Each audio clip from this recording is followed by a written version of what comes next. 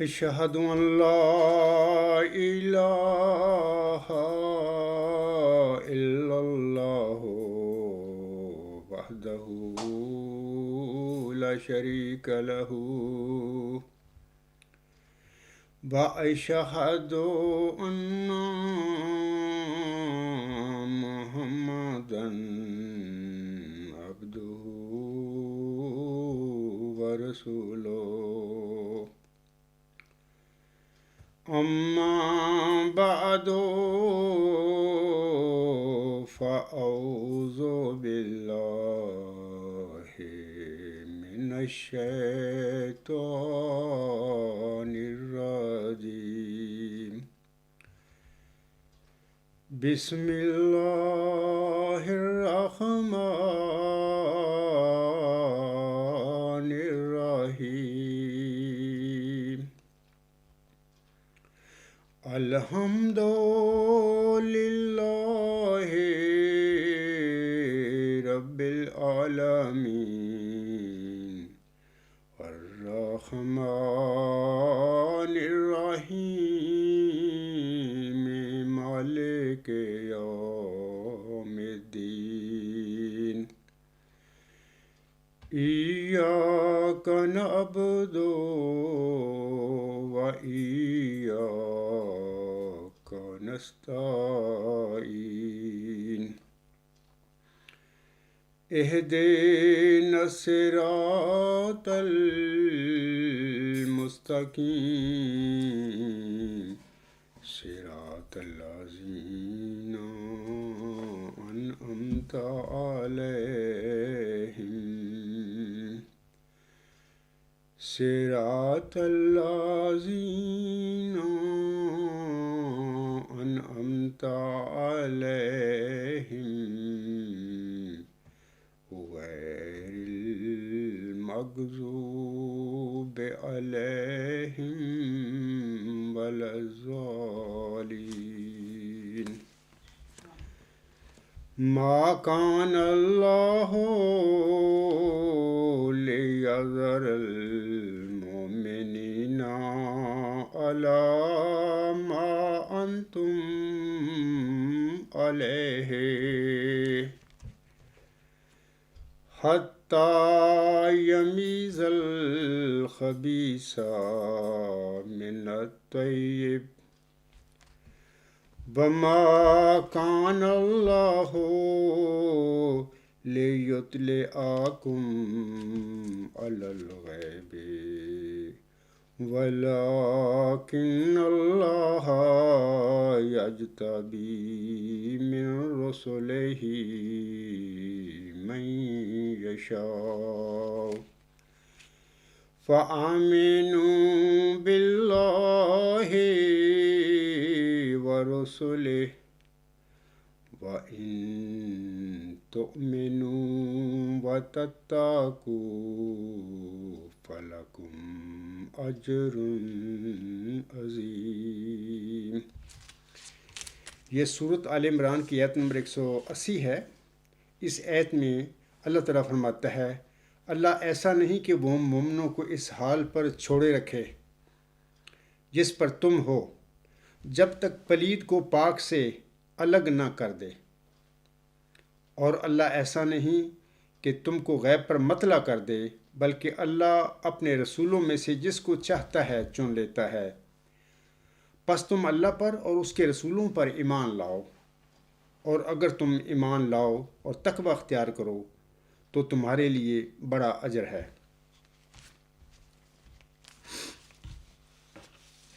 سامعین کرام، خاکسار کے گزشتہ خطبہ جمعہ کا عنوان یا موضوع اس طرح تھا کہ امت محمدیہ میں قرآن کریم کی روشنی میں نبوت کی حقیقت، اور خاکسار نے دلائل کے ذریعے قرآن کریم کی آیات کی روشنی میں نے بتایا تھا گزشتہ خطبہ جمعہ میں کہ یہ جو نبی نعمت ہے یہ بند نہیں ہے، یہ قیامت تک بند ہو بھی نہیں سکتی، اور اللہ تعالیٰ نے مومنوں کو اپنے کلام پاک یعنی قرآن کریم میں اس نبی نعمت کا وعدہ فرمایا ہوا ہے۔ اور پھر یہ بھی کہ امت محمدیہ مطلب کہ ایک امت خیر ہے، باقی امتوں کے بالمقابل تو یہ ایسی امت ہے کہ اللہ نے اس میں خیر رکھا ہے. تو اس امت میں کیسے ہو سکتا ہے کہ اللہ تعالیٰ اس قسم کے انعاموں کو، یعنی نبیوں کا انعام ہے، صدیقوں کا ہے، شہیدوں کا انعام ہے یا صالحین کا ہے، وہ اس ایسی امت جس کو اللہ تعالیٰ نے خیر کے لیے چنا ہے اس میں وہ بند کر دے. جبکہ امت محمدیہ سے پہلے ہم دیکھتے ہیں کہ اللہ تعالیٰ نے مطلب کہ عورتوں کو بھی الہام کیا، وحی کی، شہد کی مکھی کو وحی کی، زمین کو وحی کی. تو یہ نہیں ہو سکتا کہ امت محمدیہ میں یہ وحی اور الہام کا سلسلہ اللہ تعالیٰ بند کر دے اور یہ نعمتیں جو ہیں اللہ تعالیٰ نے بخشی اپنے مومن بندوں کو امت محمدیہ میں، وہ ان کا انقطاع کر دے. یہ لوگ اپنے ذہنوں میں یا اپنے خواہشوں کے مطابق تو یہ نعمتیں بند کرتے پھر رہے ہیں امت محمدیہ میں، جبکہ اللہ تعالیٰ نے ان نعمتوں پر کوئی پابندی نہیں لگائی. یہ نعمتیں جاری و ساری ہیں قیامت تک، لیکن ملتی ان لوگوں کو ہیں جو تقوی اختیار کریں، جو صراط مستقیم پر چلیں. اور پھر اللہ تعالیٰ صراط مستقیم پر چلنے والوں کو منعم علیہ گروہ میں شامل کر دیتا ہے. تو اللہ تعالیٰ سے دعا ہے کہ اللہ تعالیٰ ہمیں ان نعمتوں کا وارث بنائے. اور خاک صاحب نے گزشتہ خطبہ جمعہ میں کہا تھا بھی کوئی احمدی مسلمان کو غیر احمدی مسلمان کو مجھے وہ آیات دکھائے جن میں اللہ تعالیٰ نے نبی نعمت کو بند کیا ہو. ایسی کوئی ایت خاک سار کو آج تک مطلب ایک ہفتہ ہو گیا میں انتظار کر رہا ہوں، لیکن کسی انسان نے میری ای میل میں یا کسی اور ذریعے سے مجھے اس ایت کا حوالہ نہیں دیا یا وہ دکھائی نہیں کہ جس میں اللہ تعالیٰ نے یہ نبیوں کی جو نعمت ہے وہ بند کر دی ہو قرآن کریم میں.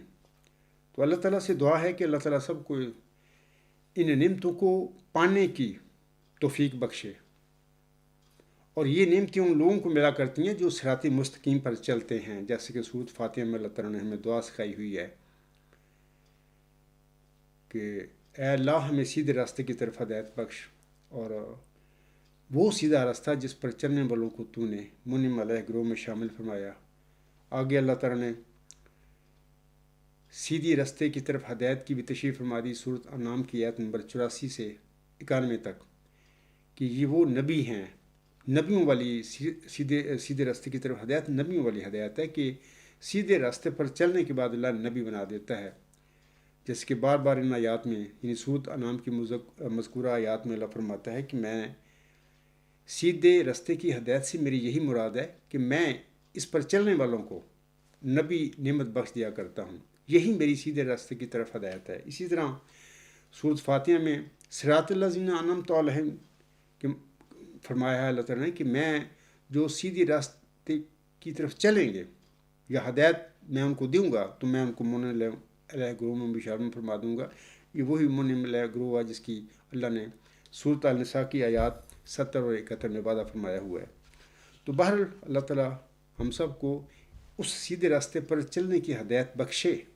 جس پر چلنے کے بعد اللہ تعالیٰ ہم سب مومنوں کو منعم علیہ گروہ میں شامل فرما لے. مرزا غلام صاحب فرماتے ہیں اپنے ایک شعر میں، ہم ہوئے خیر امم تجھ سے ہی اے خیر الرسول صلی اللہ علیہ وسلم، ہم ہوئے خیر امم تجھ سے ہی اے خیر الرسول صلی اللہ علیہ وسلم، تیرے بڑھنے سے قدم آگے بڑھایا ہم نے. تو یہ امت تو بڑی فضلوں والی امت ہے اور بڑی خیر اللہ بخشتا ہے اس امت میں لوگوں کو. لیکن بہرحال بعض لوگ ایسے ہوتے ہیں کہ ان کا کوئی اپنا مسئلہ ہوتا ہے، اپنا کوئی نفس ہوتا ہے جس کے پیچھے لگ کے پھر اس قسم کے وہ کام کرنے شروع کر دیتے ہیں کہ یعنی ختم نبوت کا ٹھپے لگانے شروع کر دیتے ہیں، ختم مجددیت کے وہ کام شروع کر دیتی ہیں. یہ سارے کام غیر قرآنی کام ہیں، غیر یعنی یہ وہ کام ہے جس کا قرآن کریم تکذیب کرتا ہے ان باتوں کی. تو آج کے خطبہ کا جو موضوع ہے وہ اس طرح ہے کہ میرے خطبے کا موضوع اس طرح ہے کہ خبیث اور طیب میں فرق کرنے کے لیے اللہ تعالیٰ کا طریقہ کار. تو ابھی جو میں نے تلاوت کی ہے آیت کریمہ سورۃ آل عمران کی آیت نمبر 180، اس میں بھی اللہ تعالیٰ یہی فرماتا ہے کہ اللہ ایسا نہیں کہ وہ مومنوں کو اس حال پر چھوڑ دے جس پر تم ہو، یہاں تک کہ خبیث کو طیب سے نتھار کر الگ کر دے. یعنی کہ اللہ ہمیشہ ایسے ہی کرتا ہے کہ یمیز الخبیث من الطیب. جب تک خدا تعالیٰ پلید کو پاک سے الگ نہ کر دے، طیب کو خبیث سے الگ نہ کر دے، علاوہ اس کے مومنوں کو نہیں چھوڑتا. ضرور وہ یہ کام کرتا ہے، لیکن ایسا کام کرنے کے لیے اس کا اپنا طریقہ کار ہے اللہ تعالیٰ کا کہ وہ کس طرح کرتا ہے. یعنی کہ طیب کو خبیث سے کس طرح وہ علیحدہ کرتا ہے، اس کا اپنا طریقہ کار ہے. تو وہ قرآن کریم جو ہے اللہ تعالیٰ کی ایک کامل کتاب ہے، تو مکمل کتاب ہے. اس کے ہوتے ہوئے ہم دیکھتے ہیں کہ یہ سارے مسائل امت محمدیہ میں 73 فرقے بن چکے ہیں. بہر اللہ تعالیٰ سب کو ہدایت بخشے سیدھے راستے کی طرف، جس کا اللہ تعالیٰ نے سورۃ فاتحہ میں ہم سے وعدہ فرمایا ہے، اور پھر اس پر چلنے کے بعد ہم سب کو منع ملائے گروہ میں بھی شامل فرمائے. سامعین کرام، اپنے آبائی یا موروثی عقائد سے اپنے آپ کو الگ کر کے پھر تقوی، دیانتداری اور نیک نیتی کے ساتھ قرآن کریم میں سے کسی مسئلہ یعنی ایشو کے متعلق تحقیق کرنی چاہیے. یہ ایک سادہ سی بات ہے. اس حالت میں یعنی جب ہم نیک نیتی، تقوی، دیانتداری کے ساتھ تحقیق کریں گے اپنے کسی عقیدے کے حوالہ سے، مسئلے کے حوالہ سے، تو پھر اللہ تعالیٰ بھی ہماری مدد کرے گا اور قرآن کریم سے بھی ہمیں ٹھیک رہنمائی حاصل ہو جائے گی. لیکن شرط ہے کہ ہماری تحقیق، ہماری تلاش تقوی، دیانتداری اور نیک نیتی کے ساتھ ہونی چاہیے. دوسری بات یہ کہ اگر کوئی متلاشی حق متعصب ہو اور وہ متعصب ہو کر قرآن کریم میں سے کسی مسئلے کے حوالہ سے چھان بین کرے، تو پھر نہ تو اللہ تعالیٰ کسی متعصب کی مدد کیا کرتا ہے اور نہ ہی قرآن کریم میں سے اسے رہنمائی حاصل ہو سکتی ہے. بلکہ اس کا جو عقیدہ ہوگا، جو کہ اس کے اندر جمع ہوا ہوگا یا راسخ ہو چکا ہوگا پختہ طور پر، وہ اس قسم کا جو انسان متعصب ہے، تو وہ اگر تعصب کی حالت میں وہ تحقیق کرے گا تو اس کی حمایت کے لیے جو اس کے اندر عقیدہ پختہ ہو چکا ہوا ہے، تو اسی کی حمایت کے لیے اللہ تعالیٰ اسے قرآن کریم میں سے بھی کچھ نہ کچھ متشابہ آیات دے دے گا. یعنی قرآن کریم ایسی بند کتاب ہے کہ وہ جو لوگ ہوتے ہیں سیدھے راستے سے بھٹک جاتے ہیں، غلط عقائد گھڑ لیتے ہیں، ان پر تعصب کے ساتھ پھر پکے ہو جاتے ہیں، ان کو بھی پھر اس قرآن کریم میں سے کچھ نہ کچھ آیات ایسی ہوتی ہیں وہ مل جاتی ہیں اپنی پسند اور خواہشوں کے مطابق، جو انہوں نے ایسے عقیدے گھڑ لی ہوتی ہیں جن کا قرآن کریم تکذیب کرتا ہے، جن کی قرآن کریم میں سے اثبات نہیں ہو سکتا. ان کو بھی کچھ نہ کچھ قرآن سے مت مل جاتی ہے، اور پھر وہ بیجا ان آیات پر جو متشابہ قسم کی آیات ہوتے ہیں ان پر وہ فخر کرنا شروع کر دیتے ہیں. مثال دیتا ہوں میں، ختم نبوت کا عقیدہ ایک بے بنیاد ایک غلط عقیدہ ہے. جس انسان نے اپنے اندر ختم نبوت کا عقیدہ پختہ کیا ہوا ہے اور اس نے فیصلہ کیا ہوا ہے کہ بے نبوت بند ہے، تو پھر وہ قرآن کریم کی اسٹڈی کرتا ہے، مطالعہ کرتا ہے کہ میں دیکھوں قرآن کریم کیا کہتا ہے. تو اس قسم کا جو بندہ ہوگا تو اس کو پھر کوئی نہ کوئی آیات، مثلا سورۃ احزاب کی آیت نمبر 41 جس میں اللہ تعالیٰ نے آسم کو خاتمہ نبیین فرمایا ہوا ہے، تو وہ یہ آیت اس کے ہاتھ میں آ جائے گی تو وہ ڈٹ جائے گا. دراصل اس کی اپنی نفس کی یہ باتیں ہیں. یا کہ مثلا کچھ لوگ ہیں، مثلا ان کا حیات مسیح کا عقیدہ انہوں نے گھڑا ہوا ہے جو کو غلط عقیدہ ہے. قرآن کریم میں سے کوئی اس کی حق میں کوئی آیت نہیں مل سکتی، لیکن جن کے دلوں میں بن چکا ہے عقیدہ عادتاً یا نسل در نسل، اور وہ چھوڑنا نہیں چاہتے، تو اس حیات مسیح کے عقیدے کو اندر پختہ طور پر رکھتے ہوئے جب وہ قرآن کریم سے تحقیق کرتے ہیں، علم حاصل کرتے ہیں کہ ان کو کوئی قرآن کریم میں سے مدد ملے، تو ان کی مدد کچھ نہیں ہوتی، کیونکہ وہ متعصب ہوتے ہیں، وہ تقوی، دیانتداری اور نیک نیتی سے خالی ہوتے ہیں. تو اس حالت میں قرآن کریم ان کی کوئی مدد نہیں کرتا، بلکہ ایسی چیزیں ان کو قرآن کریم سے مل جاتی ہیں جس میں پھر مزید وہ غلط عقائد پر پختہ ہو جاتے ہیں، پکے ہو جاتے ہیں. سامعین کرام، حق کی تلاش کے دوران عقائد کے معاملہ میں ہماری خواہشوں اور ہماری پسند یا ناپسند کا دخل نہیں ہونا چاہیے، بلکہ ہمیں سنجیدگی اور تقوی اور نیک نیتی کے ساتھ حقیقت کی تلاش کرنی چاہیے. اور پھر جب حقیقت مل جائے یا سچ مل جائے تو پھر بھلے وہ ہماری خواہش یا ہماری پسند کے مطابق ہو، یا ہماری خواہش یا ہماری پسند کے برخلاف ہو،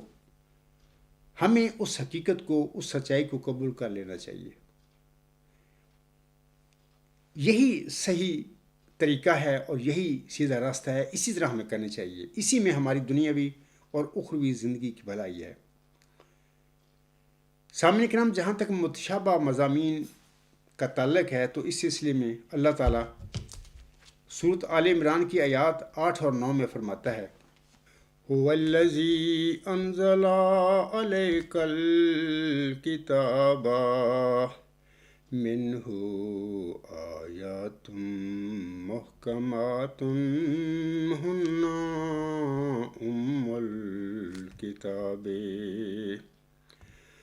ام الکتاب و اخر متشابہات فَأَمَّا الَّذِينَ فِي قُلُوبِهِمْ زَيْغٌ فَيَتَّبِعُونَ مَا تَشَابَهَ مِنْهُ ابْتِغَاءَ الْفِتْنَةِ وَابْتِغَاءَ تَأْوِيلِهِ وَمَا يَعْلَمُ تَأْوِيلَهُ إِلَّا اللَّهُ وَالرَّاسِخُونَ فِي الْعِلْمِ يَقُولُونَ آمَنَّا بِهِ كُلٌّ مِّنْ عِندِ رَبِّنَا وَمَا يَذَّكَّرُ إِلَّا أُولُو الْأَلْبَابِ رَبَّنَا لَا تُزِغْ قُلُوبَنَا بَعْدَ إِذْ هَدَيْتَنَا وَهَبْ لَنَا مِن لَّدُنكَ رَحْمَةً إِنَّكَ أَنتَ الْوَهَّابُ۔ سورۃ آل عمران کی ان آیات میں اللہ تعالیٰ فرماتا ہے: وہی ہے جس نے تجھ پر کتاب اتاری، اسی میں سے محکم آیات بھی ہیں، وہ کتاب کی ماں ہیں، اور کچھ دوسری متشابہ آیات ہیں۔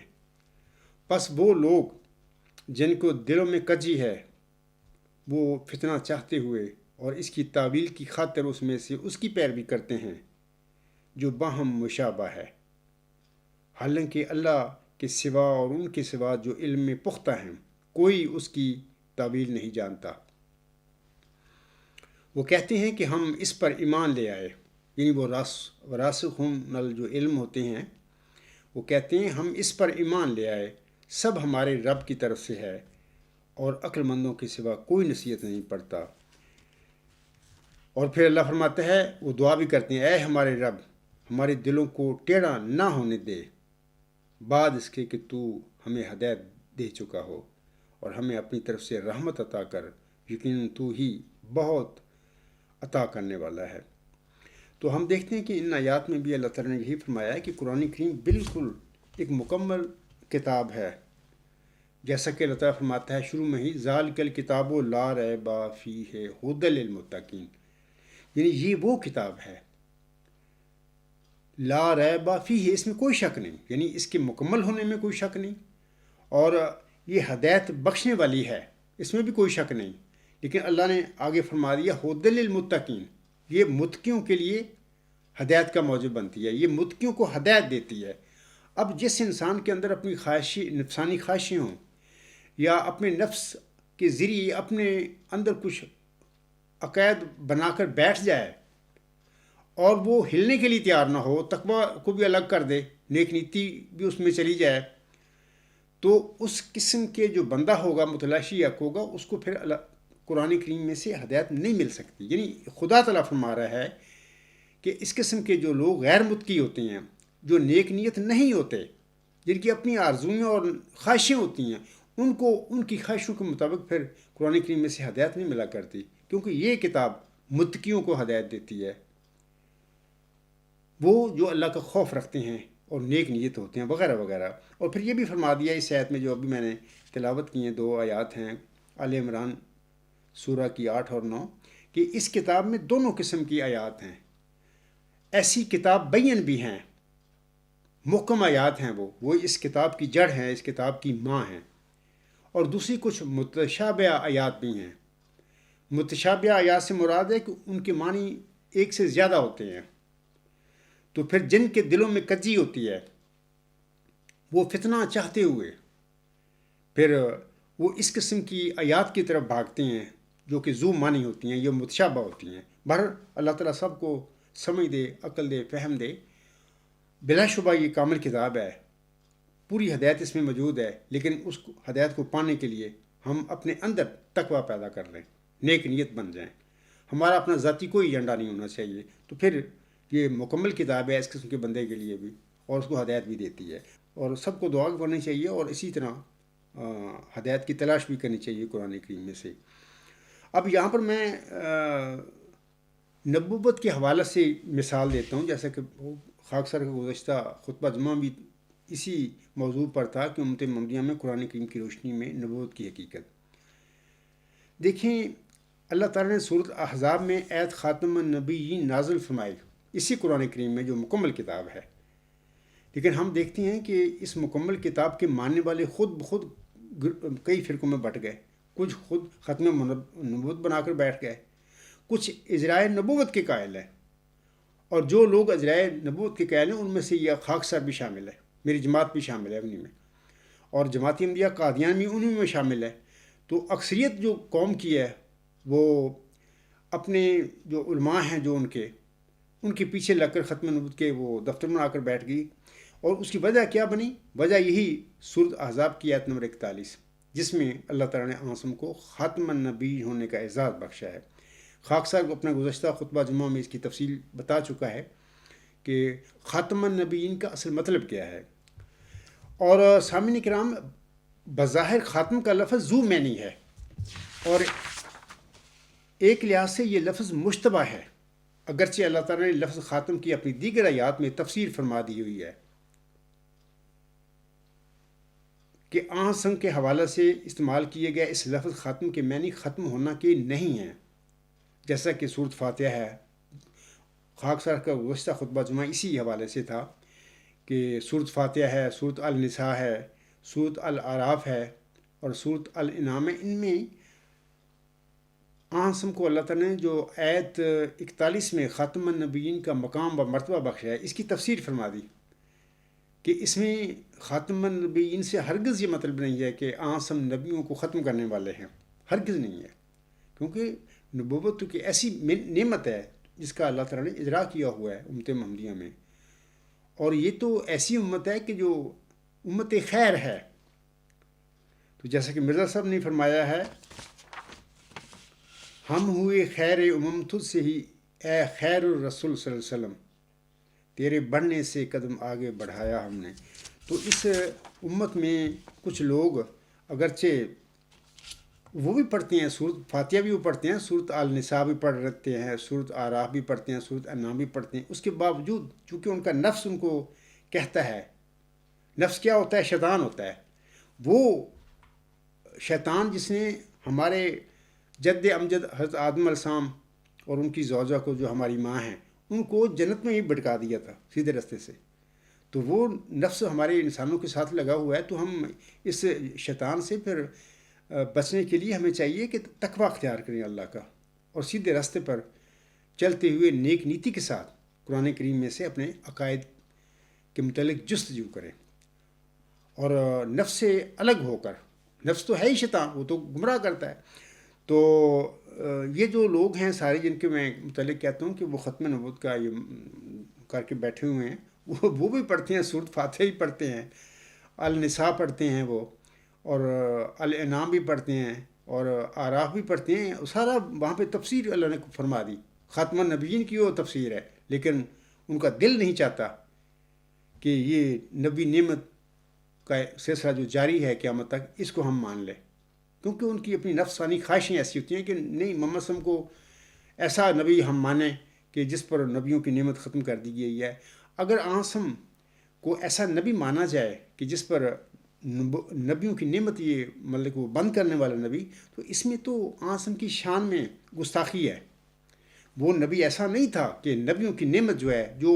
نوح علیہ السلام کے بعد بند نہ ہوئی، ابراہیم السلام کے بعد بند نہ ہوئی، موسیٰ علیہ السلام کے بعد بند نہ ہوئی، عیسیٰ علیہ السلام کے بعد بند نہ ہوئی، تو ایسا نبی محمد صلی اللہ علیہ وسلم مکہ میں پیدا ہوا، پھر اس کے بعد اس پر اللہ تعالیٰ نے یہ نبیوں کی نعمت بند کر دی، تو وہ نبی جو ہے یہ نبی نعمت بند کرنے والا، تو یہ تو ان کی شان میں گستاخی ہے۔ اس کی پیروی میں تو اللہ تعالیٰ نے وعدہ فرمایا ہے کہ میں مومنوں کو جو میری اور میرے اس رسول صلی اللہ علیہ وسلم کی پیروی کریں گے، اس کی پیروی میں، اس کی اطاعت میں نبی، صدیق، شہید اور صالح مومنوں کو بناؤں گا۔ تو پھر وہ لوگ جو ہوتے ہیں جن کے اندر فیصلے ہوتے ہیں کہ ہم نے ختم نبوت کا سٹیج ہی قائم کرنا ہے، اس کو ہی چمکانا ہے، اس کا ہی روڑا شوڑا پاؤنا ہے، میں نے لوگوں کو مطلب کہ اس گمراہی کی طرف قائل کرنا ہے یا بلانا ہے، تو ان کا یہ اپنا مسئلہ ہے۔ تو اللہ تعالیٰ ان پر بھی رحم فرمائے۔ میں ان کو بھی کہتا ہوں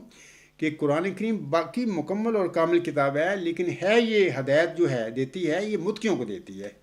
پہلے متقی بنو، نیک نیت بن جاؤ، تو پھر انشاءاللہ آپ کے لیے یہ مکمل کتاب آپ کو ہدایت بھی دے گی، اور یہ ہمارے لیے کافی بھی ہوگی۔ تو لیکن اس مکمل کتاب، کامل کتاب کے ہوتے ہوئے،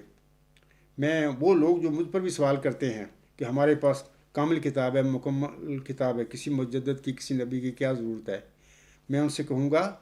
یہ اپنے آپ میں سوال کرو، سوچو کہ اس مکمل کتاب کے ہوتے ہوئے 1500 سال سے یہ کتاب ہے ہمارے پاس، کتنے جھگڑے امت میں پڑے ہوئے ہیں۔ کوئی نبوت کو ختم کرتا پھر رہا ہے، کوئی کہتا ہے کہ نہیں نبوت کا سلسلہ جاری ہے، کوئی مسیح عیسیٰ ابن مریم کو آسمان پر زندہ چڑھا کے بیٹھا ہوا ہے، کوئی کہتا ہے کہ وہ فوت ہو چکے ہیں، انسان تھے، بشر تھے۔ اور یہ کتاب ایک ہی کتاب ہے، کامل کتاب ہے، جس مطلع اللہ فرماتا ہے ذالک الکتاب لا ریب فیہ ھدی للمتقین۔ اس کامل کتاب کے ہوتے ہوئے، جس میں کوئی شک نہیں ہے، جو متقیوں کو ہدایت دیتی ہے، اس کے ہوتے ہوئے کوئی کچھ عقیدہ گھڑ کے بیٹھا ہوا ہے، کوئی کچھ عقیدہ گھڑ کے بیٹھا ہوا ہے۔ 73 فرقوں میں قوم تقسیم ہو چکی ہے امت، تو پھر یہ مطلب کہ کتاب ایک ہی پڑھتے ہیں سارے۔ اس کے متعلق بھی ہم سب کہتے ہیں، وہ بھی کہتے ہیں، جو عیسیٰ السلام کو اوپر چڑھا کے بیٹھے ہوئے ہیں وہ بھی کہتے ہیں یہ کامل کتاب ہے، ہدایت دیتی ہے، تو ہم نے اسی سے ہدایت پائی ہے۔ تو وہ جو کہتے ہیں کہ عیسیٰ علیہ السلام فوت ہو چکے ہیں، جو موسوی ذکی غلام تھا، یا موسوی امت میں جو مریم صدیقہ علیہ السلام کو جس ذکی غلام، جس مسیح عیسیٰ ابن مریم کی خبر دی گئی تھی، وہ فوت ہو چکا ہے، تو وہ بھی اسی کتاب کو پڑھتے ہیں، ان کے لیے بھی یہ کتاب مکمل ہے۔ اب عقائد اپنے اپنے ہیں، تو ختم نبوت کچھ اسی کتاب میں لے کے آیات، مثلا خاتم النبیین کی آیت لے کر وہ ختم نبوت بنا کر بیٹھ گئے، اور کچھ لوگ ہیں وہ دوسری آیات کو دیکھ کر بے حیثیت مجموعی دیکھتے ہیں قرآن کو، تو ان کے لیے نبوت جاری ہے۔ تو کتاب ایک ہی ہے جو مکمل ہے، لیکن اس مکمل کتاب کو ماننے والے 73 فرقوں میں، بلکہ 73 تو 100 سال پہلے تھے، اب تو 100 فرقوں سے بھی زیادہ بن گئے ہوں گے۔ آگے جماعت احمدیہ جو بانی جماعت حضرت مرزا غلام صاحب نے قائم فرمائی تھی، اس میں بھی کافی فرقے بن چکے ہیں۔ تو یہ بات ہے کہ اصل میں کامل اور مکمل کتاب تو ہے، لیکن اللہ تعالیٰ نے، جیسے کہ شروع میں آل عمران کی آیت نمبر 180 پڑھ چکا ہوں، تو اللہ تعالیٰ طیب اور خبیث کو علیحدہ علیحدہ کرنے کے لیے، نتھارنے کے لیے اللہ تعالیٰ نے اپنا یہ مکمل کتاب اس طرح نازل فرمائی ہے کہ وہ لوگ جو ہیں نفس پرست جو ہوتے ہیں، نفسانی خواہشوں کے پیچھے چلنے والے، یا جن کو نفس گمراہ کرتا ہے، شیطان گمراہ کرتا ہے، وہ سمجھتے ہیں کہ بالکل ہی ہم سیدھے راستے پر ہیں، ان کے لیے یہ کتاب جو ہے ان کو پھر الگ کر دیتی ہے ان لوگوں سے جو پاک طبع ہوتے ہیں، جن کی اپنی کوئی خواہش، اپنا ایجنڈا نہیں ہوتا۔ وہ جو کہتے ہیں کہ جو اللہ فرماتا ہے، جو اللہ نے ہمیں بتایا ہے اس کتاب میں، ہمیں چاہیے کہ تقویٰ کے ساتھ، نیک نیتی کے ساتھ، اور ہر قسم کی خواہشوں سے الگ ہو کر اس کتاب کا مطالعہ کریں، پھر جو اللہ ہمیں بتا دے ہم اس کو مان لیں۔ یعنی جن میں یہ چیز ہوتی ہے، تکبر نہیں ہوتا، گند نہیں ہوتی اپنے اندر، اپنے گڑے ہوئے عقیدوں کے، تو ان کے لیے یہ مکمل کتاب ہے، وہ ہدایت دیتی ہے۔ تو پھر میں کہوں گا کہ یہ کتاب جو ہے طیب کو خبیث سے علیحدہ کرتی ہے وہی ایک ہی کتاب ہے، تو ہم دیکھتے ہیں کہ اللہ تعالیٰ نے 1500 سال سے سلسلہ چلا آ رہا ہے کہ اللہ تعالیٰ نے ہمیشہ اور ہر دور میں خبیثوں کو طیبوں سے الگ کر دیا. تو بہرحال اللہ تعالیٰ سب پر رحم فرمائے. تو میں یہ کہہ رہا تھا امت محمدیہ میں ختم نبوت کے عقیدے کے حوالہ سے کہ امت کے بعض افراد نے لفظ خاتم کا سہارا لے کر ختم نبوت کا عقیدہ گھڑا ہوا ہے. لہٰذا ان کے اس عقیدے کے لیے بھی قرآن کریم میں سامان موجود ہے. جن مومن نے تقویٰ، دیانتداری اور نیک نیتی کے ساتھ لفظ خاتم کو بحیثیت مجموعی قرآن کریم کی دیگر آیات کی روشنی میں دیکھا اور سمجھا، ان کا اپنی کوئی نفسانی ایجنڈا نہیں تھا کہ ایسے ہو، بلکہ وہ کہتے تھے کہ حقیقت کیا ہے. تو ان کے لیے نبوی نعمت بند نہیں ہے. لیکن جن کی یہ خواہش یا آرزو ہے کہ حضرت صلی اللہ علیہ وسلم پر یہ نبوی انعام ختم ہونا چاہیے، جن کی اپنی آرزو ہے، ان کے لیے بھی قرآن کریم میں خاتم النبیین کی اصطلاح موجود ہے. پھر نتیجہ کیا نکلا؟ نتیجہ یہ نکلتا ہے کہ اللہ تعالیٰ اسی لفظ خاتم النبیین کے ساتھ ہی اللہ نے طیب لوگوں اور خبیثوں کو الگ الگ کر دیا، ان کو فرق کر دیا. کیونکہ اللہ کہتا ہے میں نہیں چھوڑوں گا تمہیں مومنوں کو، یہ کام ضرور میں کروں گا. یہ کام اللہ تعالیٰ کیسے کرتا ہے؟ کتاب یہ کی ہے جو مکمل ہے، قرآن کی میں سارے مسلمان پڑھتے ہیں. تو اللہ تعالیٰ اس دنیا میں کوئی نہیں پتہ لگتا. کوئی کسی کو کہتا ہے وہ طیب ہے اور میں طیب ہوں، کچھ دوسروں پر الزام لگاتے ہیں کہ جی وہ خبیث ہے، وہ پلید ہے، ہم لوگ طیب ہیں، وغیرہ وغیرہ. انسان جو بھی ہیں، جو اعمال بجا لا رہے ہیں، جو عقائد انہوں نے اختیار کیے ہوئے ہیں، اس بات کا قیامت کے دن ہمیں پتہ لگے گا کہ ہم میں کون طیب تھا اور کون خبیث تھا. اللہ فیصلے کرے گا اس وقت میدان محشر میں. تو میں سمجھتا ہوں کہ جو متقی لوگ ہوتے ہیں ان کی تو آنکھیں کھل جاتی ہیں اس دنیا میں ہی، اور کتاب ان کو بتا دیتی ہے کہ اے مومنو، اے متقیو، تم کہاں کھڑے ہو. طیب جو ہوتی ہیں ان کی نشانیاں ہوتی ہیں، اور جو خبیث ہوتی ہیں ان کی بھی کوئی نشانیاں ہوتی ہیں. بہرحال وہ مانتے نہیں دنیا میں لوگ، ہر بندہ ہی کہتا ہے کہ میں طیب ہوں، لیکن اللہ کو علم ہوتا ہے کہ کون طیب ہیں اور کون خبیث ہیں. تو اس کے بعد میں سامنے کرام آپ لوگوں کو سورۃ الحج کی آیات 53 اور 54 بھی پڑھ کر سنانا چاہتا ہوں. اس میں بعض باتیں ایسی ہیں جو میں چاہتا ہوں کہ آپ کو ان کا بھی پتہ لگ جائے. اللہ تعالیٰ ان آیات میں فرماتا ہے وَمَا أَرْسَلْنَا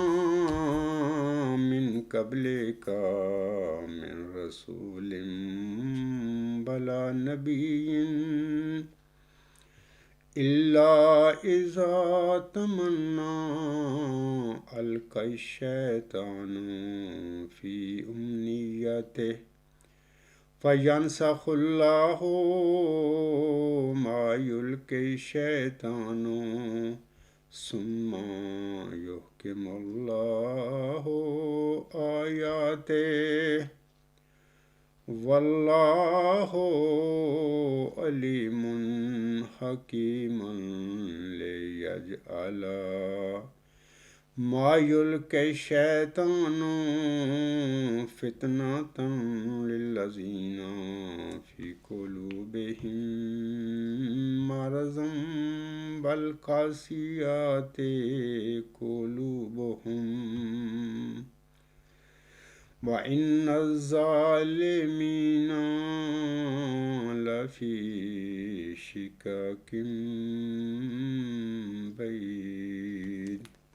اللہ فرماتے ہیں آیات میں، اور ہم نے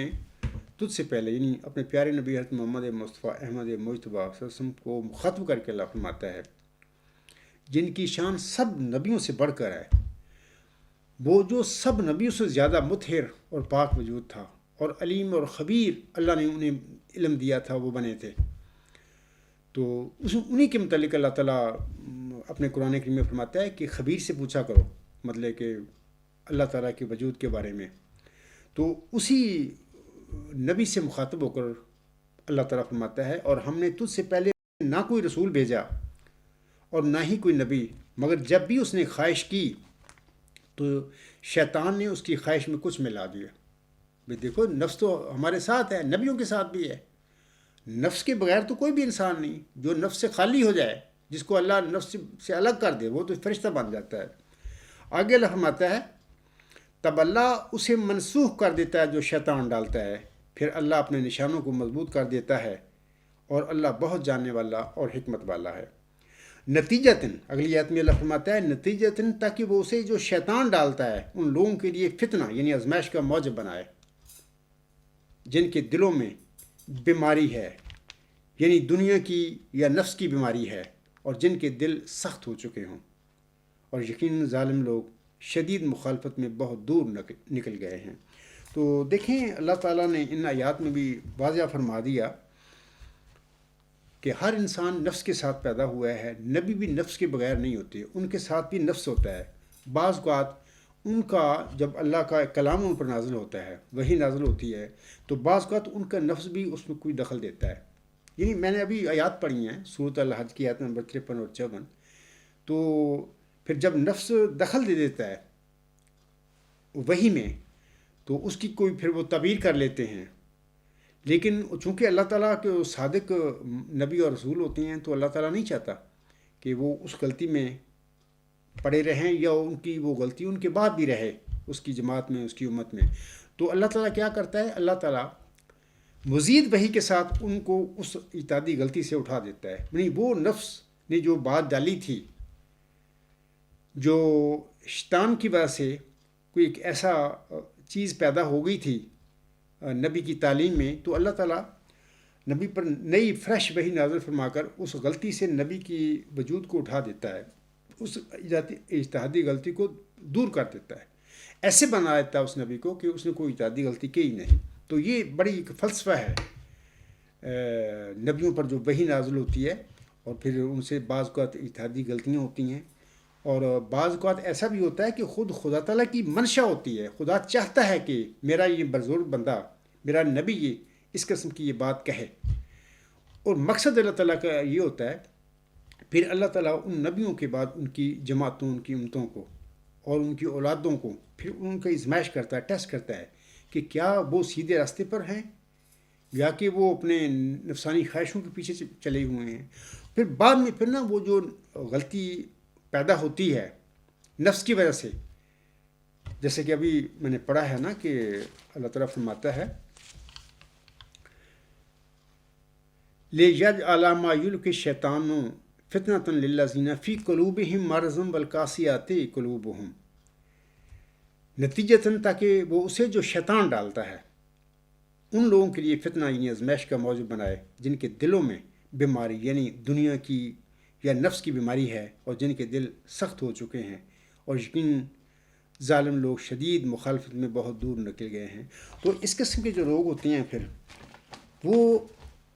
یا جن میں کجی ہوتی ہے، ابھی میں نے سورۃ آل عمران کی آیات نمبر 8 9 بھی پڑھی ہیں، ان میں بھی اللہ تعالیٰ یہی فرماتا ہے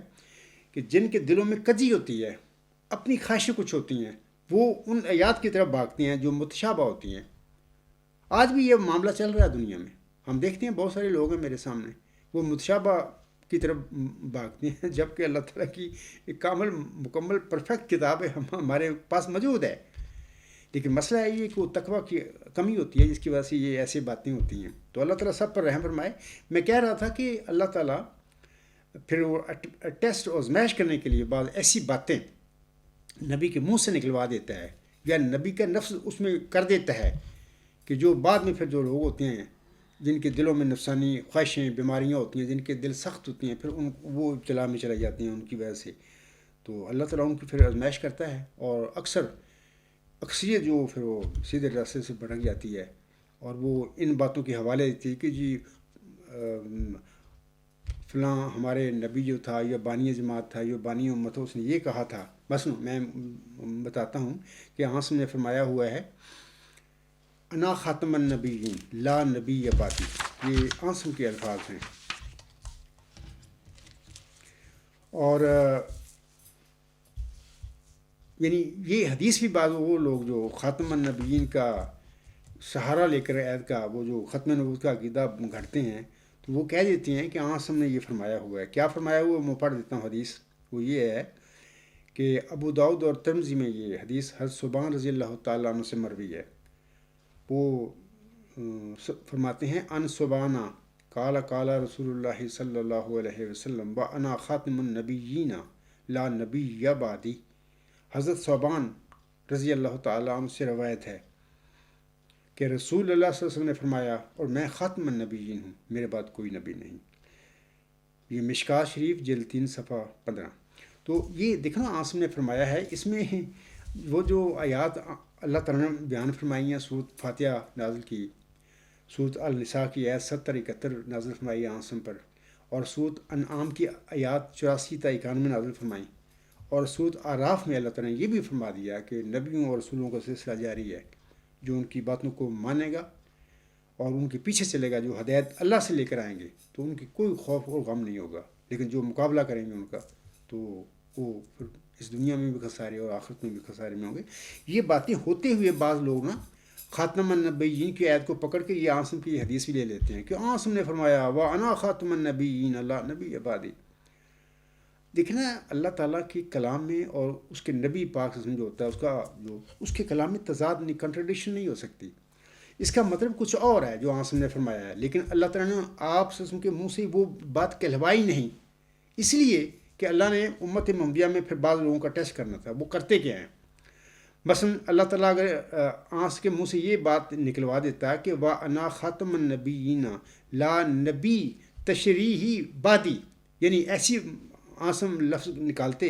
کہ میں خاتم النبیین ہوں، میرے بعد کوئی شرعی نبی نہیں ہوگا، تو یہ مسئلے پیدا نہیں ہونے تھے۔ اللہ نے خود جان کر عاصم کے منہ سے یہ الفاظ نکلوا دیے، لیکن لفظ تشریح ان کی منہ سے نہیں نکلوایا، کیونکہ وہ جو لوگ سچے مومن ہیں، متقی ہیں، نیک نیت ہیں، وہ قرآن کو پڑھتے ہیں، سورۃ فاتحہ پڑھتے ہیں، سورۃ النساء پڑھ رہے ہیں، الانعام اعراف پڑھ رہے ہیں، ان کو پتہ ہے کہ نبی نعمت بند نہیں، یہ سلسلہ قیامت تک جاری ہے۔ تو یہ عاصم کا یہ جو فرمانا ہے وَأَنَا خَاتِمُ النَّبِيِّينَ لا نبی بعدی، اس کا معنی یہ نہیں ہو سکتا کہ عاصم ان معنوں میں خاتم النبی نے کہ آپ وسلم کے بعد کوئی نبی نہیں آئے گا، نہیں ایسی بات نہیں۔ ہاں، تشریح نبی کوئی نہیں آئے گا عاصم کے بعد، کامل کتاب آپ پر نازل ہو گئی۔ اور علاوہ اس کے عاصم کے منہ سے اللہ نے اور بھی باتیں نکلوا دیں، تو وہ لوگ جو ختم نبوت کا عقیدے کرتے پھر ہیں اس کی طرف نہیں جاتے، اس کے متعلق کہتے ہیں کہ نہیں یہ حدیثیں کمزور ہیں۔ بندہ ان سے پوچھے کہ اپنے آپ میں تقویٰ پیدا کرو، ایک ہی نبی کے منہ سے یہ نکلا ہوا کلام ہے اور ایک ہی نبی کی طرف منسوب یہ حدیثیں ہیں۔ دوسری حدیث جو ہے ایسی کہ اللہ تعالیٰ نے عاصم کے منہ سے ایت خاتم النبیین کے حوالے سے یہ الفاظ نکلوائے ہیں۔ مثلا وہ الفاظ اس طرح ہیں کہ ایت خاتم النبیین کے نزول کے بعد ہمارے پیارے رسول صلی اللہ علیہ وسلم نے اس ایت کے معنی سمجھانے کے لیے ہمارے ہاتھ میں ایک کلید تھمائی ہے، ایک چابی دی ہے، اور وہ اس طرح ہے کہ ایت خاتم النبیین 5 ہجری میں نازل ہوئی تھی۔ اس ایت کے نزول کے قریباً 4 سال بعد یعنی 9 ہجری میں آن صلی اللہ علیہ وسلم کا صاحبزادہ ابراہیم فوت ہو گیا۔ اس حقیقت کے باوجود سامعین کرام کے آن حضرت صلی اللہ علیہ وسلم ایت خاتم النبیین کے معنی ہر دوسرے انسان سے زیادہ بہتر جانتے تھے، اپنے ماننے والوں سے وہ زیادہ بہتر جانتے تھے۔ آج جو ختم نبوت کے عقیدے کرتے پھر رہے ہیں، ان سے زیادہ نبی پاک صلی اللہ علیہ وسلم خاتم النبیین تھے نا، ان پر ہی وہ ایت نازل ہوئی، وہ زیادہ جانتے تھے۔ آپ صلی اللہ علیہ وسلم فرماتے ہیں اپنے 9 عمر بچے کی وفات پر، ان ابن عباس رضی اللہ تعالی عنہ قال لما مات ابراہیم مبن رسول اللہ صلی اللہ علیہ وسلم وقال ان لہ مرجعا فی الجنۃ ولو عاش لکان صدیقا نبیا ولو عاش لأتقت اخوالہ کبت ومسترک کبتیون۔ یہ میں ظاہر ہے کہ میں عربی دان تو نہیں ہے، میں عربی زبان نہیں میری، بعض جو عزمی لوگ ہیں ان سے پڑھنے میں کوئی زیر زبر آگے پیچھے ہو سکتی ہے، ہمیں معاف کرنا مجھے بھی۔ یہ ابن ماجہ کتاب الجنائز کی حدیث ہے، اس کا ترجمہ اس طرح ہے کہ حضرت ابن عباس رضی اللہ تعالی عنہ بیان کرتے ہیں کہ جب آنسم کے فرزند حضرت ابراہیم رضی اللہ تعالی عنہ فوت ہوئے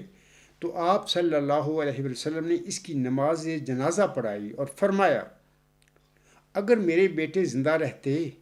تو وہ صدیق یعنی سچائی کا پرچار کرنے والا، تو وہ صدیق نبی ہوتے، اور ان کے ننہال جو مصری کبتی ہیں ان سب کو کفر کی غلامی سے رہائی دلا دیتے۔ اب دیکھیں عاصم جانتے تھے کہ میں خاتم النبیین ہوں، اور آیت نازل ہو چکی تھی۔ آیت کے نازل ہونے کے بعد پھر 4 سال بعد عاصم کا یہ صاحبزادہ ابراہیم فوت ہوتا ہے، تو پھر اگر عاصم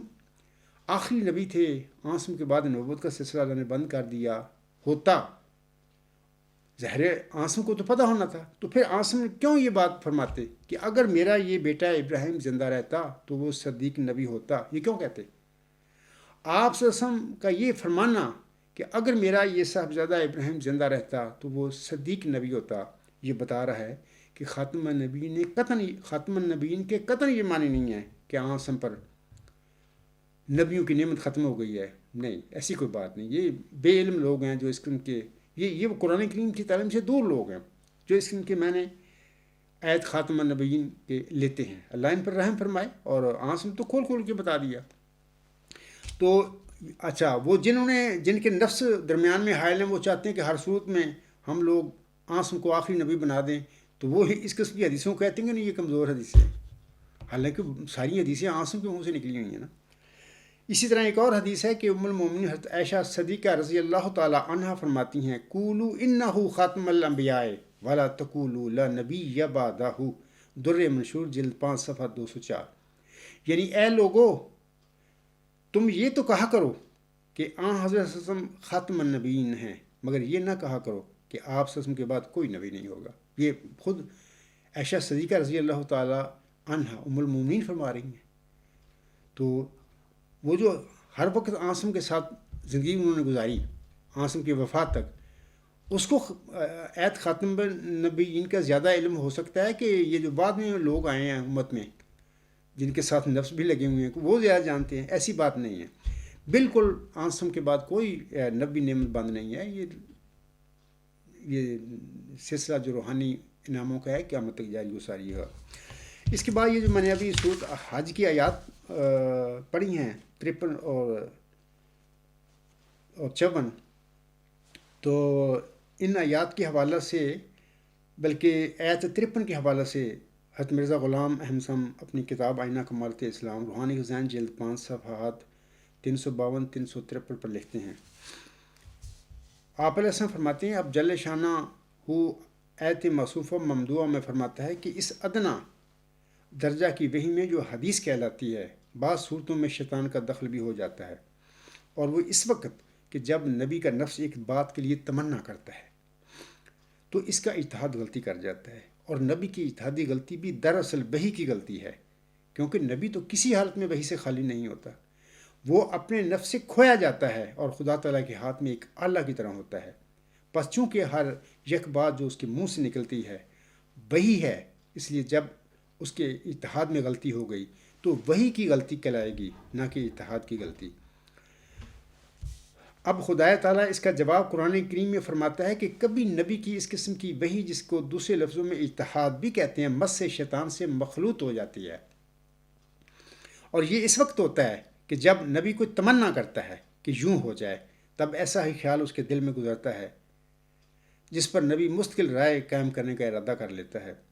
تب فی الفور، یہ سنیے حضرت مرزا صاحب علیہ السلام کیا فرما رہے ہیں، تب فی الفور وحی اکبر جو کلام الہی اور وحی مطلع اور مہیمن ہے نبی کو اس غلطی پر متنبہ کر دیتی ہے. اور وحی مطلع شیطان کے دخل سے بکلی منزہ ہوتی ہے، کیونکہ وہ ایک سخت ہیبت اور شوکت اور روشنی اپنے اندر رکھتی ہے، اور قول ثقیل اور شدید النزول بھی ہے، اور اس کی تیز شعائیں شیطان کو جلاتی ہیں. اس لیے شیطان اس کے نام سے دور بھاگتا ہے اور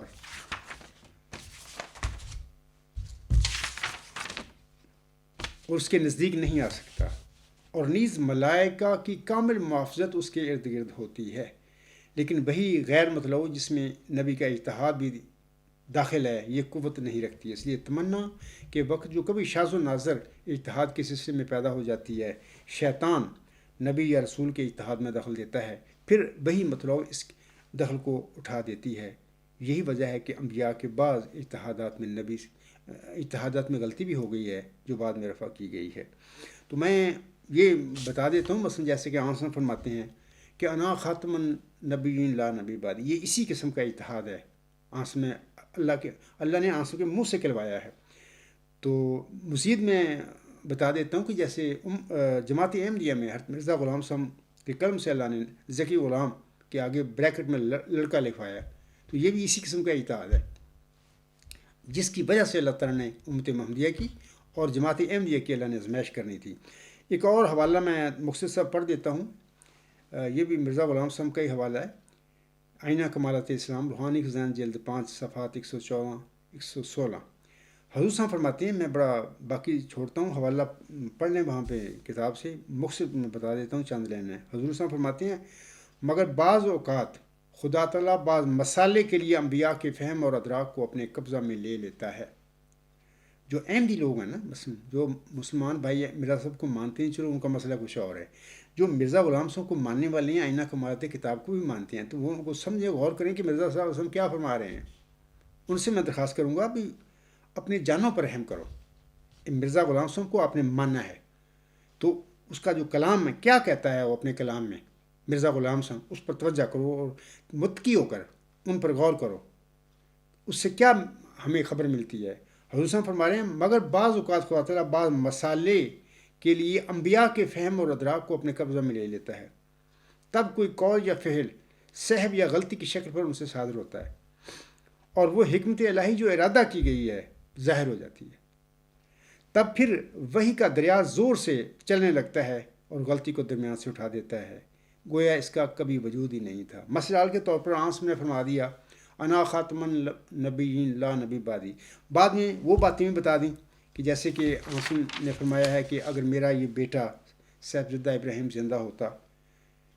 زندہ رہتا تو وہ صدیق نبی ہوتا۔ وہ دیکھیں نا، انا خاتم النبیین لا نبی بعدی میں جو منہ سے بات نکلی تھی، اس میں جو سکم تھا یا جو بات اللہ کے نزدیک اللہ کو علم تھا، یہ بات درست نہیں ہے کہ نبوت مند نہیں ہے، آسم کے منہ سے اللہ نے ایک دوسرے مقام پر یہ بات کہلوا دی کہ اگر میرا یہ بیٹا یعنی صاحبزادہ ابراہیم زندہ رہتا تو وہ صدیق نبی ہوتا، یعنی اس کی وہ غلطی اٹھا دی اجتہادی، آسم کے منہ سے جو بات نکلی۔ اور پھر حضرت عائشہ صدیقہ رضی اللہ تعالیٰ عنہا بھی فرماتی ہیں کہ اے لوگوں، تم یہ تو کہا کرو کہ ہاں حضرت صلی اللہ علیہ وسلم خاتم النبیین ہیں، مگر یہ نہ کہا کرو کہ آپ صلی اللہ علیہ وسلم کے بعد کوئی نبی نہیں ہوگا۔ تو اللہ تعالیٰ نے وہی اجتہادی غلطی جو بھی آنسوں کے منہ سے اللہ نے اپنی قدرت کے ساتھ نکلوائی تو اس کا ازالہ بھی فرما دیا۔ ایسے ہی مرزا غلام صاحب کے منہ سے بھی اللہ تعالیٰ نے یا قلم سے لکھوایا ذکی غلام کے ساتھ بھی یہ لڑکا ہے، جب وہ لڑکا تو ہے ہی نہیں ہے، وہ اللہ نے دیا ہی نہیں بطور لڑکا۔ اور جتنا بھی مبشر الہامی کلام مرزا غلام صاحب پر نازل ہوا، یعنی ان کی نرینہ اولاد کے انقطاع کے بعد 7-8 مبشر الہامی ہیں ذکی غلام اس کے دیگر صفاتی ناموں کے ساتھ، یہ اس بات کا قطعی ثبوت ہے کہ یہ مرزا غلام صاحب نے ذکی غلام کے ساتھ جو لڑکا لکھا بریکٹ میں، یہ اللہ تعالیٰ نے ان سے یہ کام کروایا، ان کے فہم کو اپنے قبضہ میں لے کر ان کے قلم سے یہ بات لکھوائی، کیونکہ اللہ تعالیٰ نے بعد میں مرزا غلام صاحب کے بعد اس کی اولاد اور اس کے دنیا دار جو لوگ ہیں ان کی آزمائش کرنی تھی، وہ کیا کرتے ہیں اس پیش گوئی کے ساتھ۔ تو پھر دیکھیں جھوٹے دعوے ہوئے، اس کی اولاد جھوٹے دعوے کر رہی ہے، جبکہ اللہ نے وہ ذکی غلام تو پیدا ہی نہیں کیا۔ تو یہ سامعین کو چاہیے کہ خوف کا مقام ہے، ہمیں قرآن کریم کو بڑے تقوی کے ساتھ، تدبر کے ساتھ، نیک نیتی کے ساتھ پڑھنا چاہیے، اور قرآن کریم میں سب کچھ ہدایت موجود ہے، کامل کتاب ہے، لیکن اس کے باوجود بھی میں پھر آخر پہ کہہ دیتا ہوں کہ جس طرح ایک تلوار ہوتی ہے نا، بڑی زبردست تلوار ہے یا کوئی بھی چیز ہے، مثلا یہ ایٹم بم سے بڑا کوئی کیا چیز خطرناک ہو سکتی ہے؟ اگر ایٹم بم بنا ہوا ہے، پڑا ہوا ہے، تو اس کو چلانے والا کوئی نہیں، تو وہ ایٹم بم زیرو ہے، اس کی کیا حیثیت ہے؟ کچھ بھی نہیں ہے، وہ کیا کرے گا؟ کچھ نہیں کر سکتا جب تک اس کو چلانے والا کوئی نہ ہو ہاتھ۔ جب وہ ایٹم بم کسی ایسے ہاتھ میں آئے گا جو اس کی طاقت رکھتا ہے چلانے کی، تو پھر جس مقصد کے لیے وہ ایٹم بم بنایا گیا تو اس کا پھر فائدہ اس کو مل سکتا ہے۔ ایسے ہی قرآن کریم ایک ایسی کتاب ہے، ایٹم بم کی طرح ہے، لیکن یہ کتاب مکنون بھی ہے، یہ متقیوں کو ہدایت دیتی ہے، کامل کتاب ہے، لیکن اس سے فائدہ وہی اٹھائے گا جو تقوی پر چلے گا۔ اور پھر اللہ تعالیٰ کی یہ علوم کتاب کی جو بند کتاب ہے ان لوگوں کو دیتا ہے، چنیدہ بندوں کو، اور پھر ان کو علم دے کے پھر معمور فرما دیتا ہے، وہ کھڑے ہوتے ہیں۔ تو امت محمدیہ میں آسم کے بعد پھر یہ سلسلہ مجددین کا چلا ہوا ہے، یہ اللہ کی طرف سے علم پا کر پھر اللہ ان کو تجدید کے لیے کھڑا کرتا ہے۔ تو قرآن کریم تو آسم کے پر نازل ہو گیا تھا، اس وقت کا موجود ہے، اس کے باوجود 73 فرقے بن چکے ہیں۔ تو پھر یہ لوگ جو اللہ سے علم پا کر، علم لدنی پا کر امت کی ہدایت کے لیے پھر دین اسلام کی پھر تجدید کرتے ہیں، کیا سچ ہے کیا جھوٹ ہے وہ کھول کر بتاتے ہیں۔ اس لیے مجددوں کا سلسلہ قیامت تک جاری و ساری ہے۔ اگر کوئی انسان یہ کہتا ہے کہ جی کامل کتاب ہے ہمارے پاس، تو کیا ضرورت ہے کسی مجدد کو ماننے کی؟ تو میں سمجھتا ہوں وہ اس کا نفس جھوٹ اس پر غالب ہے اور وہ جھوٹ بول رہا ہے. خود خدا فرماتا ہے ذالک الکتاب لا ریب فیہ ھدی للمتقین، یعنی متقیوں کے لیے ہدایت ہے. جو غیر متقی لوگ ہیں بے شک کامل کتاب ہے ان کے پاس، ان کو ان سے ہدایت نہیں مل سکتی. وہ یہی کہتے رہیں گے دنیا میں کہ جی کیا ضرورت ہے مجدد کو ماننے کی. تو اللہ تعالیٰ ان پر بھی رحم فرمائے اور ان کو سمجھ دے. آخر پہ میں سامعین کرام آپ لوگوں کو اسی حوالہ سے یہ جو میرا آج کا خطبہ جمعہ ہے، خبیث اور طیب میں فرق کرنے کے لیے اللہ تعالیٰ کا طریقہ کار، تو اس کے حوالے سے میں حضرت مرزا غلام صاحب کا ایک حوالہ پڑھ کر اپنے خطبے کو ختم کروں گا. حضور صاحب فرماتے ہیں، یہ جو حوالہ ہے روحانی ذہن جلد 9 صفحہ 20 اور 21 پر حضور صاحب کے یہ الفاظ ہیں. آپ علیہ السلام فرماتے ہیں بڑا نصیحت آموز یہ اقتباس ہے، لیکن ان لوگوں کے لیے جن میں تقوی ہے، جو نیک نیت ہیں، جن کے اندر گند بھرا ہوا ہے، جو کہتے ہیں کیا ضرورت ہے کسی مجدد کو ماننے کی، تو ان کے لیے اس میں کوئی ہدایت نہیں ہوگی، وہ کوئی نہیں ہدایت پا سکتے. بہرحال وہ جو لوگ متقی ہیں ان کو ان سے اس حوالے سے بڑا فائدہ ہوگا. حضور صاحب فرماتے ہیں یہ بھی ایک سنت اللہ ہے کہ وہ اپنی پیشگوئیوں اور نشانوں کو اس طور سے ظہور میں لاتا ہے کہ وہ ایک خاص طائفہ کے لیے مفید ہوں، جو اس کے کاموں میں تدبر کرنے والے اور سوچنے والے اور اس کی حکمتوں اور مسالے کی تہ تک پہنچنے والے اور عقل مند اور پاکیزہ طبع اور لطیف الفہم اور زیرک اور متقی اور اپنی فطرت سے سعید اور شریف اور نجیب ہوں. اور اس طائفہ کو وہ باہر رکھتا ہے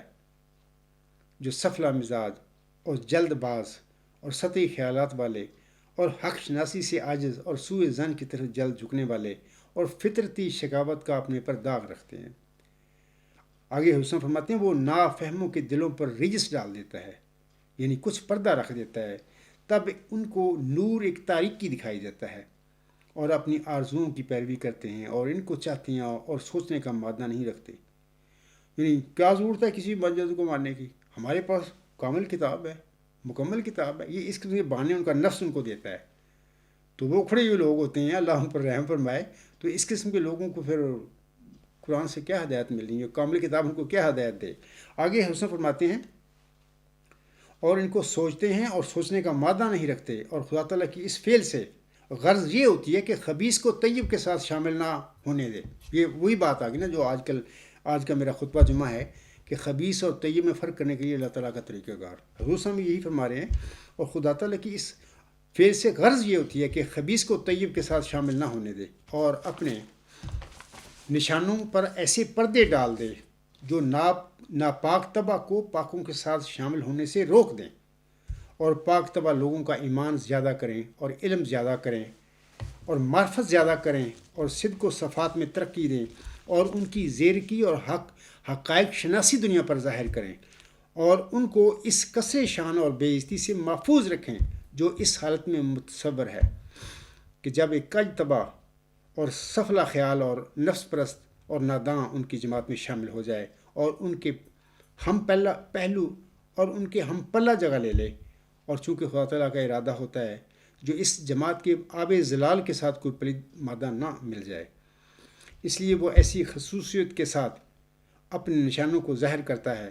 کہ جس خصوصیت سے غبی اور ناپاک طبع لوگ حصہ نہیں لے سکتے. اور صرف اس رفیع الشان نشان کو رفیع الشان لوگ دریافت کرتے ہیں اور اپنے ایمان کو اس سے زیادہ کرتے ہیں. اور خدا تعالیٰ قادر تھا کہ کوئی ایسا نشان دکھاتا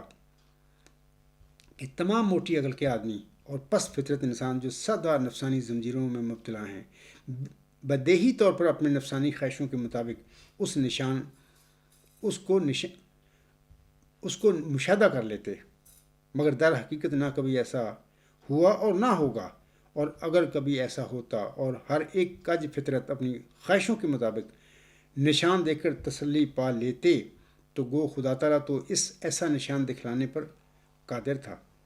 اور اس بات پر قدرت رکھتا تھا کہ تمام گردنیں اس نشان کی طرف جھک جائیں اور ہر ایک نوع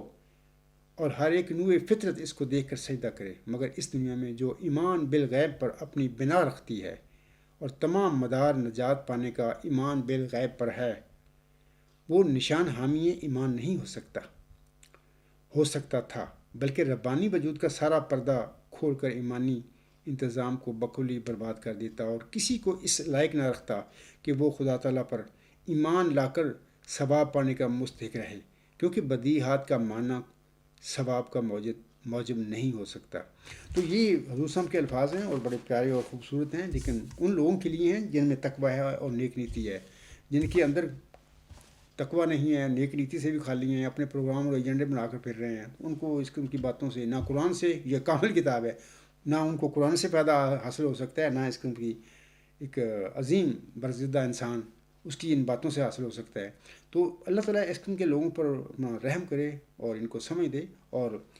اس قسم کی بچگانہ باتوں میں نہ جایا کریں۔ یہ کامل کتاب ضرور ہے، لیکن یہ کامل کتاب اسی انسان کو ہدایت دیتی ہے جو متقی ہو۔ اگر ایک انسان تقوی سے خالی ہے، نیک نیتی سے خالی ہے، سوائے بحث برائے بحث اس کا کام ہے، تو اس کو اس کتاب سے کیا ہدایت ملے گی؟ اس کے لیے ہدایت اس کتاب میں نہیں ہے۔ تو اللہ تعالیٰ آپ سب لوگوں پر رحم فرمائے۔ تو آپ کو پتہ لگ گیا ہوگا کہ خاکسار کا یہ جو آج کا خطبہ جمعہ ہے، خبیث اور طیب میں فرق کرنے کے لیے اللہ تعالیٰ کا طریقہ کار میں نے سب باتیں بتا دی ہیں، اور اسی کتاب یعنی کامل کتاب جو ہے قرآن کریم، اسی کے ذریعے اللہ تعالیٰ طیبوں کے گروہ کو الگ کر دیتا ہے، اور جو خبیثوں کا گروہ ہے اس کو اللہ تعالیٰ الگ کر دیتا ہے۔ یعنی یہ کتاب، یہ کلام اللہ یہ سارا کام کر دیتا ہے۔ تو جیسا کہ قرآن میں بھی اللہ تعالیٰ نے فرمایا ہے، اس آیت میں بھی جیسے کہ ابھی میں نے تلاوت بھی کی تھی کہ ما کان اللہ لیذر المؤمنین علی ما انتم علیہ حتی یمیز الخبیث من الطیب۔ اللہ ایسا نہیں کہ وہ مومنوں کو اس حال پر چھوڑ دے جس پر تم ہو، یہاں تک کہ خبیث کو طیب سے نتھار کر الگ کر دے۔ تو یہ کتاب جو کامل ہے یہ کام کرتی ہے، اور قیامت تک یہ کام کرتی چلی جائے گی، اور طیب جو ہیں ان کو الگ کر دے گی، اور خبیث جو ہیں ان کو الگ کر دے گی، اور جو اللہ تعالیٰ کی طرف سے معمور ہو کر کھڑے ہوتے ہیں تو وہ اس بند کتاب کے حقائق اللہ تعالیٰ سے علم پا کر وہ لوگوں کو بتاتے ہیں، اس سے واقف کرتے ہیں۔ جب کوئی معمور آتا ہے ہر صدی ہجری کے سر پر، تو ایسا لگتا ہے جیسے کتاب وہی ہے جو لوگ پڑھ رہے ہیں پہلے، لیکن وہ جو نیا معمور ہوتا ہے جب اس کی حکمتیں بتاتا ہے لوگوں کو، ایسا لگتا ہے لوگوں کو کہ یہ کتاب بھی نئی لے آیا ہے، حالانکہ کتاب تو وہی ہوتی ہے جو 1500 سال سے ہمارے پاس ہے، اور نبی پاک صلی اللہ علیہ وسلم پر وہ الہام نازل ہو چکا ہے، کتاب وہی ہوتی ہے، لیکن نئے معمور کے ساتھ وہ کتاب کا رنگ بدل جاتا ہے، کیونکہ اللہ تعالیٰ نئے مجدد کو معمور کو اس زمانے کے لحاظ سے علم دیتا ہے اس کتاب میں سے، تو ایسا لگنے لگتا ہے کہ جیسے کتاب ہی بدل گئی، کتاب وہی ہوتی ہے۔ تو اللہ تعالیٰ آپ سب کو سمجھ دے، فہم دے، تقوی دے، اور نیک نیتی بھی دے۔ اس کے بعد پھر سارے جھگڑے ختم ہو جاتے ہیں، تو ایسی قسم کے لوگوں کے لیے باقی قرآن کریم ایک مکمل اور کامل کتاب بن جاتی ہے، اور ایسی کتاب بنتی ہے جو ہدایت، ہر قسم کی ہدایت دیتی ہے۔ اللہ تعالیٰ آپ سب کو توفیق بخشے۔ اسی پہ میں اپنا خطبہ ختم کرتا ہوں۔ وما علینا الا البلاغ وآخر الدعوانا الحمد للہ رب العالمین۔ فالحمد للہ اولا وآخرا وظاہرا وباطنا، ہوا مولانا نعم المولا ونعم النصیر ونعم الوکیل۔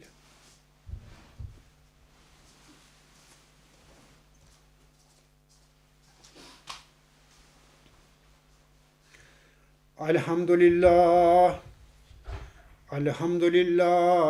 نحمدہ ونستعینہ ونستغفرہ ونؤمن بہ ونتوکل علیہ ونعوذ باللہ من شرور انفسنا ومن سیئات اعمالنا، من یہدہ اللہ فلا مضل لہ ومن یضللہ فلا ہادی لہ، ونشہد ان لا الہ الا اللہ ونشہد ان محمدا عبدہ ورسولہ۔ عباد اللہ رحمکم اللہ، ان اللہ یأمر بالعدل والإحسان وإیتاء ذی القربى وینہی عن الفحشاء والمنکر والبغی يعظكم لعلكم تذكرون اذكروا الله يذكركم وادعوه يستجب لكم ولذكر الله أكبر